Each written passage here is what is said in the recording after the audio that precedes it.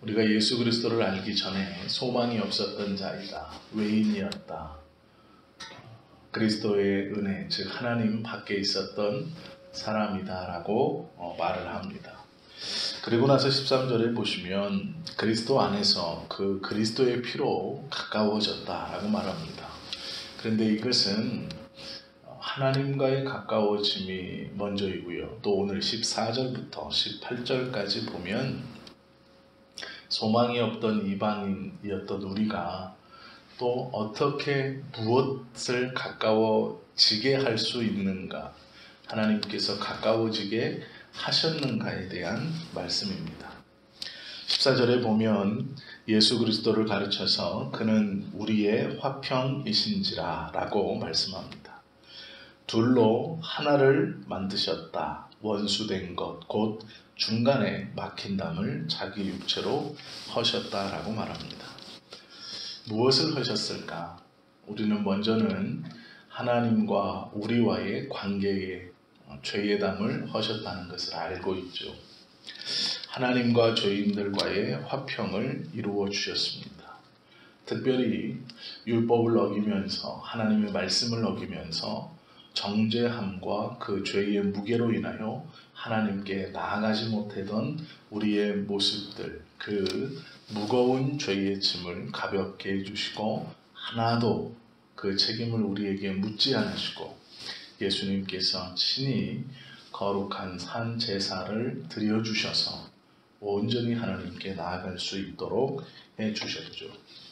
그리고 두 번째로 하나님과 죄인들과의 화평이며, 두 번째는 이방인과 유대인 간의 화평입니다. 에베소 교회는 이방인과 유대인들이 함께 있었습니다. 그런데 문제는 에베소 교회뿐 아니라 초기 그리스도 공동체는 이 이방인과 유대인들이 서로 하나님 앞에서 함께 온전히 융합되지 못하고 서로 층을 지어서 구별되어서 생활하는 경우들이 종종 있었습니다. 모든 유대인이었다가 예수님을 믿는 사람들은 할례를 받고 있었습니다. 그들은 그리스도를 믿고 있음에도 불구하고 율법을 어기는 것을 극도로 꺼려했습니다. 왜냐하면 마음속에 본능처럼 율법에 대한 두려움, 그것을 감히 어긴다는 것에 대한 두려움이 여전히 남아 있었기 때문이죠.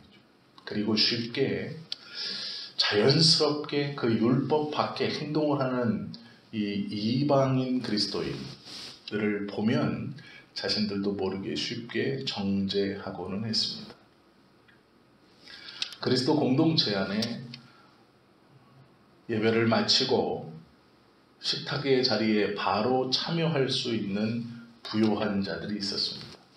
또 해가 져야 모든 일을 다 끝내놓고 하나님의 교회로 모여서 이 귀한 식탁 공동체에 참여하는 노예들과 가난한 자들이 있었습니다. 부자들은 자신의 시간이 있기에 아무 때나 먹고 마실 수 있었고, 가난한 자들은 해가 져야, 하루의 일과가 맞춰야 교회에 와서 식탁 공동체에 들어올 수 있었습니다.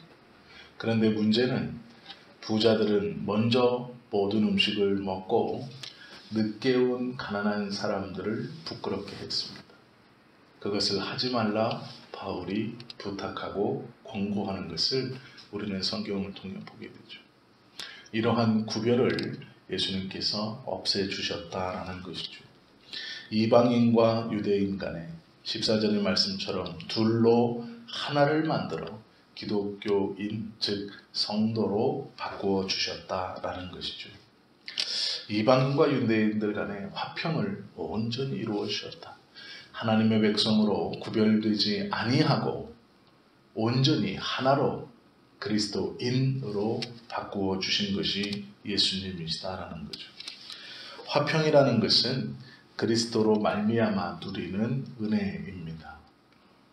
화평은 죄의 무게를 지지하는 상태에서 가질 수 있는 자유로움과 기쁨입니다. 그것은 그리스도 안에서만 온전히 경험케 되는 것이죠.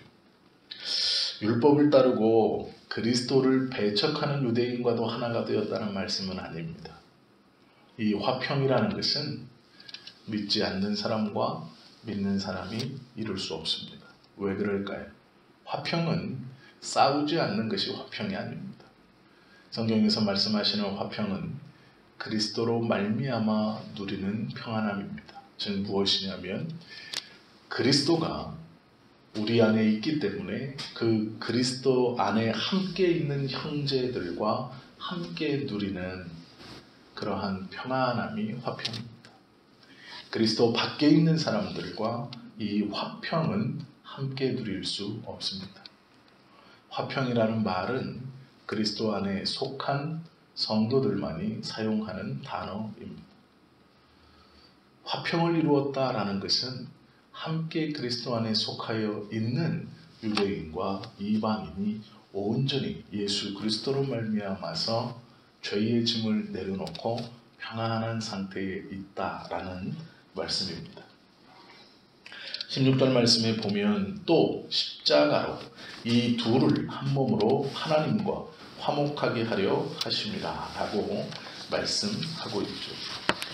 유대인과 이방인이 하나가 된 것은 십자가로 말미암은 것인데 이것은 하나가 되어 하나님의 교회를 온전히 형성한 것이죠. 즉 예배소 공동체는 유대인과 예수님을 믿는 유대인과 예수님을 믿는 이방인이 예수 그리스도의 십자가의 은혜로 그 은혜 아래서 죄의 짐을 내려놓고 평안한 상태가 함께 화평을 누리면서 생겨난 귀한 공동체다라는 것이죠. 그러기에 너희는 구별이 없다라고 말씀하고 있는 것입니다. 그러면 왜 우리가 서로가 서로를 이해하고 함께 그리스도의 평안을 누릴 수 있고 누려야만 하는가가 중요하죠. 그것은 이것이죠. 하나님께서 우리에게 물으시는 죄의 무게를 예수 그리스도의 십자가의 은혜로 사함을 받았습니다. 즉 용서함을 받았기 때문에 예수님께서는 그대로 말씀해 주십니다. 내가 용서를 받았으니 그대로 내 형제를 용서해 주라 라고 말씀합니다. 여기서 말씀하는 내 형제는 작은 개념입니다. 물론 이것을 큰 개념으로 바꾸어서 예수님을 믿지 않는 사람들도 용서해 주라, 그들을 품어주라 라는 말씀까지 나아갈 수 있죠. 그러나 먼저는 우리가 꼭 기억해야 합니다. 내 형제라고 지칭한 것은 그리스도 안에 있는 함께 그리스도 안에 있는 사람들을 지칭합니다. 즉 교회 공동체 안에서 아니면 예수 그리스도를 믿는 믿음 안에서 함께 된 형제들이라는 것이죠. 바울의 정확한 말은 에베소 교회의 성도들 안에 서로 용서해 줄 수 있어야 한다라고 말하는 것입니다. 누구에게 하는 것일까요? 부자라고 일찍 교회에 와서 음식을 다 먹어버려 일이 끝나고 교회에 와 귀한 주님의 망찬에 참여하려고 했던 사람들을 부끄럽게 한 그들, 가난한 그리스도인들이 부자 그리스도인들을 미워하고 시기했던 많은 기독교 공동체에서 나타났던 그들을 용서하라고 말하는 것이죠. 형제를 용서함은 예수 그리스도의 희생 안에서 형제와 화목함은 믿는 사람들을 뜻하는 겁니다. 먼저 내가 온전히 믿는 자들과 화목하고 평안하지 못하고 믿지 않는 사람들과 평안하고 화목할 수는 없습니다. 넓은 의미로 그렇게 적용할 수는 있지만 순서가 그렇습니다. 예수님께서 우리에게 주신 새로운 계명인 내가 너희를 사랑한 것 같이 너희도 서로 사랑하라 하신 말씀은 그리스도 안에 있는 사람들을 말함입니다. 그리스도 밖에 있는 사람들은 하나님의 관심 밖에 있죠. 우리가 우리에게 죄 지은 자를 사하여 준 것 같이 우리의 죄를 사하여 주옵시고 라는 말씀을 꼭 기억해야 합니다. 또한 예수님은 율법으로 율법을 자기의 몸으로 폐하신 분입니다. 15절에 보면 원수된 것 곧 의문에 이렇게 말씀합니다. 법조문으로 된 계명의 율법을 폐하셨으니 이는 이 둘로 자기 안에서 한 세 사람을 지어 화평하게 하실 것이다 라고 말씀하죠.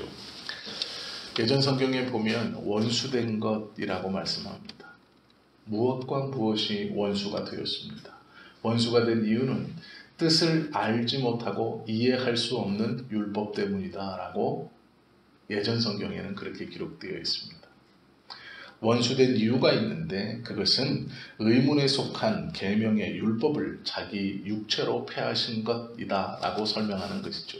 무엇이냐면 너희가 그 깊은 하나님의 의미를 다 알지도 못하고 겉으로 보여주는 것을 지키려고 애쓰는 그 율법으로 말미암아 서로가 원수가 되고 정죄하고 서로 대적하게 되었다. 그 의문의 율법을 너희가 즉 알지 못하고 지키려고 했던 그 율법을 내가 폐했다라고 말씀하시는 것이 예수님의 말씀입니다. 인간에게 있는 죄로 드러나게 하려면 그 죄를 정죄하는 법이 있어야 합니다. 그것이 율법이죠. 율법이 없으면 죄가 죄인 줄을 알지 못합니다. 율법은 필요합니다. 그러나 그 율법이 우리의 죄를 드러난다 하여서 그 죄의 무게를 우리가 지는 것이 아닙니다. 그리고 율법은 두려워해야 할 것 또한 아닙니다. 예수님은 이 율법을 그의 육체로 폐했다라고 말씀합니다. 진정한 해방을 우리에게 주셨다라고 말씀하고 있죠. 오늘 이 말씀은 11절부터 함께 보아야 이해가 됩니다. 너희가 예수를 믿기 전에는 외인이었고 이방인이었고 소망이 없었고 하나님 밖에 있는 자이더니 예수 그리스도의 십자가의 은혜로 하나님 안에 있고 소망이 있고 용서함을 받고 화평하고 화해할 수 있는 자가 되었다라고 바울이 에베소 교회 성도들에게 놀라운 복음의 은혜에 대해서 다시 한번 깨닫게 해주고 있는 것이죠. 또한 그 중요하고 귀한 복을 받을 수 있는 이유는 예수님의 십자가의 사건 때문이다라고 말씀하고 있는 겁니다. 우리가 오늘 하루를 살아가면서 조금 더 넓은 의미로 이 말씀을 받으실 수 있기를 바랍니다.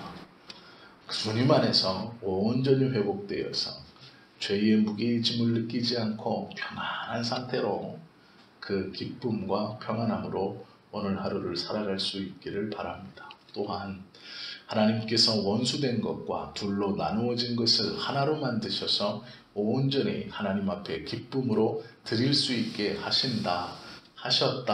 하셨으니 우리의 마음을 나누고 있는 것들 또한 화해가 되지 않는 형제의 문제가 있다면 그것들을 용서하시고 화해하시고 하나님 안에서 먼저 내가 기도하고 품을 수 있는 하루가 될 수 있기를 예수님의 이름으로 축원합니다.